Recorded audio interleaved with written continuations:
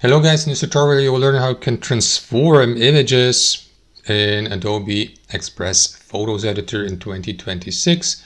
So let us guide you through this. So guys, what you want to do is navigate to the photo editor on Adobe Express Photos, either via the web application here on Google Chrome or any other browser, or via the desktop app.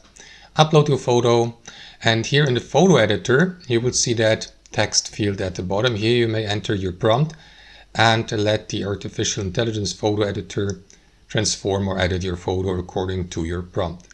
So if you click into that button here, guys, you may navigate to the user guidelines so that you know what is allowed and what not. Or you may go with one of these suggestions, for example, add a spring bloom in this case here. So let me go with this one. And you will see an example prompt like this. Now, of course, you can customize that and add the details or features you would like to have included in your transformed image. I will go with this example prompt here. Click into that button here or press enter. Wait for the artificial intelligence to convert that.